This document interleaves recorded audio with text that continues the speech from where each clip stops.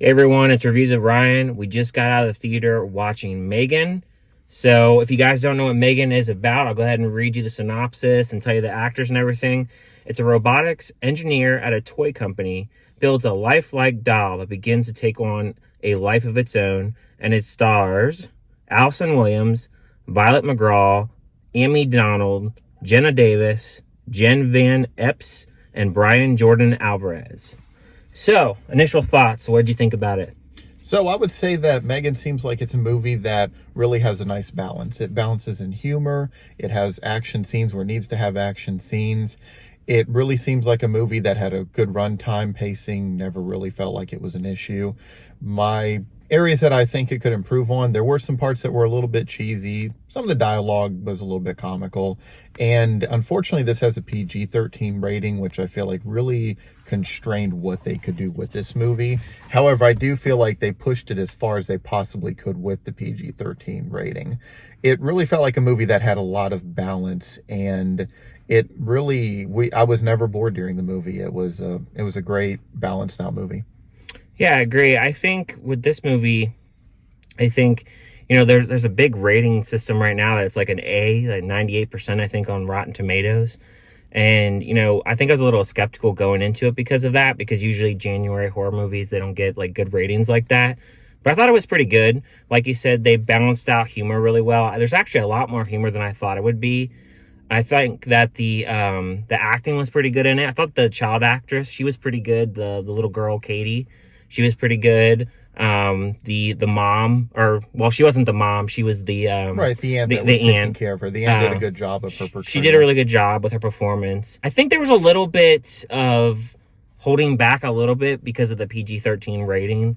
I think that with that rating, right, they definitely could have added a little bit more to it, but I think they did, like you said, they balanced out stuff pretty well. If this would have been an R, you could feel like that they wanted to go that one step further. And unfortunately, when you have that PG-13, you're constrained. But I mean, at the same time, they pushed their boundaries as far as they could possibly push them with a PG-13 rating. I agree, and I also feel like the way it ended. We won't reveal the ending, but the way that it ended, there's definitely going to be a sequel. Yeah, it's pretty obvious, and it's a little, without revealing too much. The ending is definitely setting it up for a sequel. It definitely opens a lot of doors, and I'm sure this movie will have some success given the time of year it is, with not a lot of movies out. Mm-hmm. But overall, I mean, I felt it was a strong movie. Just thinking about some other stuff about the movie, there was a couple scenes I think we talked about as we were walking out of the theater. The car scene. Right. That was ridiculous. Yeah, there's one scene in the movie with the car that's a little bit stretched out of proportion, and it kind of gets a little cheesy and comical. We kind of looked at each other like, what? This is a little ridiculous. I don't think it's like too over the top. I don't think. I think it doesn't stretch its boundaries too much in the believability of it. I also don't think... Do you think it's like a really scary movie, really? I wouldn't say horror is really a huge factor. It's more... Yeah. And I think that's where that rating comes into play, because they were a little bit more constrained with what they could do with the horror aspect. I mean, especially near the end, without revealing too much, there's certain parts that could come off a little scarier, a little bit more demented than other parts. But cheesy as far... parts. Yeah, a little bit cheesier. But as far as the movie goes in general, I mean, I felt like they did as much as they possibly could with that rating. And they really... it's from Blumhouse. Yeah. Blumhouse did The Black Phone. They've done other movies, which it's hard to see bad movies from them. I personally am a big fan of Blumhouse. I feel like they know how to hit the horror psychological aspects, and there were some psychological parts in that movie. Yeah, I think if anything, it has a thriller aspect, some suspense to it. I think horror is a little bit on the back end. I think towards the end, you get a little bit more horror with M3gan's character. Right. I like the technology aspect of it, but I also thought that they wanted to kind of touch on how technology can go too far, and how they talk about technology is kind of it dives what do you say? It dives into AI, and without going into too much details, I mean, you always have that Terminator fear of the Terminator movies of what can happen with AI. Yeah. And this movie really kind of dives one step deeper into that.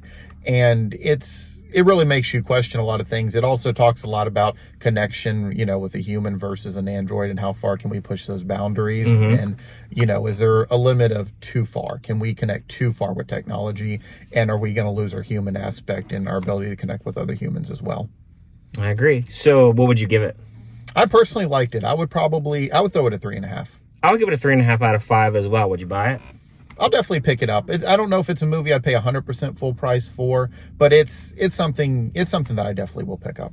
Okay, I agree too. I'd probably pick it up too. I don't know if that's going to get a 4K. It's probably going to get a Blu-ray, I bet. It probably will. We'll see, hopefully though. it gets a 4K. If not, then Blu-ray would be a great option. Yeah.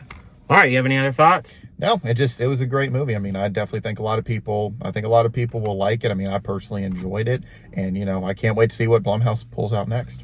So you think that people should stream it or go to theater?